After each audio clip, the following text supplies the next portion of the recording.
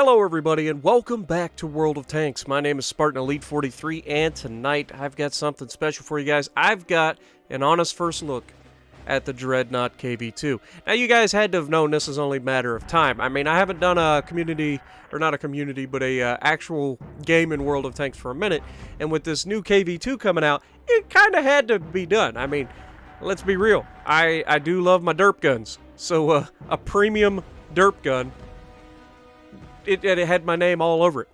But let's hurry up and go through some stats before we get into a fight, and I'll go over some things that I think are very interesting. First of all, this is a Tier 7 KV2, not a Tier 6 KV2. Huge difference. Alright, a Tier 6 KV2 with that 152mm gun is only going to see up to Tier 8s. Tier 7 can see Tier 9s. Huge difference. However, the Tier 7 can't see Tier 4s, which has been the feeding grounds of KV2s for a long time. Honestly, pretty much everything is a feeding ground for a KV2, but we'll go over that. So some differences between this and the standard KV2 is the biggest difference that you'll notice is the horsepower difference that you get for having a 890 horsepower engine versus the standard 600 horsepower. Now the speed only goes up by 2 kilometers an hour, but it's how fast you get up to speed that makes the difference. Now that horsepower advantage also translates into some slightly faster turret traverse as well. And that turret traverse is kind of nice because the turret of the KV2 has also always been a little sluggish, but it's not too bad. And another big thing that you're going to notice that's better is the penetration of your rounds. Now, I didn't look at the stats ahead of time. I rarely ever do. But you get a slightly increased fire rate with the Dreadnought, and you get a better penetration on all of your rounds. So, or all of them except the high explosive. The high explosive still ends up with 86mm of penetration, but you get 175mm of penetration on your standard round and 250mm of penetration on your heat round. Now you'll notice I'm carrying my standard loadout on the KV2 of having some heat rounds, but mostly high explosive, because honestly that's what I'm used to, so that's what I went with. But you're not going to have to use the heat unless you're up against something that's going to be a heavy tank. And as you've seen, we already put some hurting on these guys. And I'll be honest, if you're going to go after a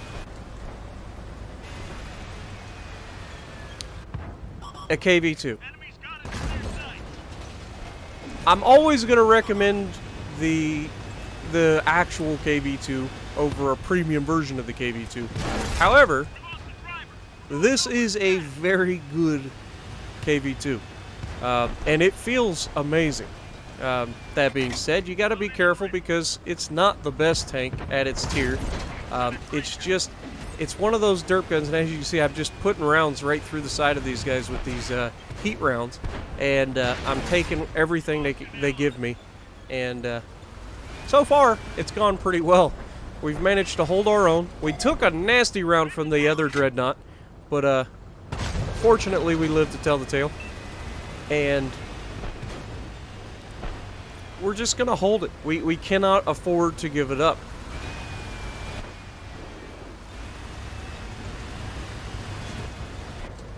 But I'm just trying to look. I'm trying to find out where my hit points are real quick, but I can't seem to find it. Where is my hit points? Don't they normally have the hit points? Oh, right there. 1,200 hit points for this, and 860 hit points for the standard KV2. And that's a huge difference as well, because that is the difference between getting one-shotted and not when you're in a KV2. Now, once we've cleared the top, you'll see down below me the other Dreadnought is trying to sneak around. Now, he's already killed one person, and we're going to go down here and wait for him to turn around, and then we're going to ambush him. Now, you can see my tank destroyer on my team is right down at the end of the Death Valley down here, And so he's going to get this KV2 to turn around and focus him. And I'm going to come out, and I have high explosive loaded because I'm thinking KV2, you know? High explosive, the most dangerous thing for a KV2 is another KV2. And I tried to put it into the backside of the KV2. Maybe I should have shot the back of the turret of the KV2. However, it didn't kill him. I only did 300 damage. So in that case, I should have kept the heat loaded so that I could pin him with the normal armor piercing capability of a heat round instead of the high explosive. But generally speaking, a KV2 versus a high explosive from another KV2 ends horribly wrong. And so I was not expecting to not kill him there. And so unfortunately, our teammate pays the price. But we do finish him off. And now we're headed back. There's one Tiger P left. You can see I'm already on the heat. So no chance of not penetrating. With 250 millimeters of penetration, a Tiger P is probably not going to have a good day.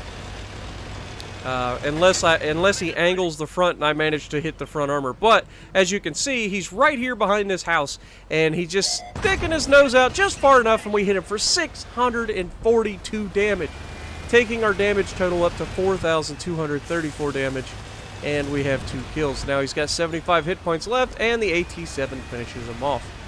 So, what do you guys think of the Dreadnought KV2? Let me know in the comments below. Do you think that a premium tank based on a tech tree tank that's actually a higher tier and better than the tech tree tank is worth it? Well, even without premium time, I still made 33,000 silver and got top of the leaderboard with 4,234 damage. So, would I buy the tank? Yeah, it's a fun tank to play. So, if you like what I'm doing, punch the like button, leave a comment below, subscribe to the channel if you haven't already, and as always, I will see you in the next video.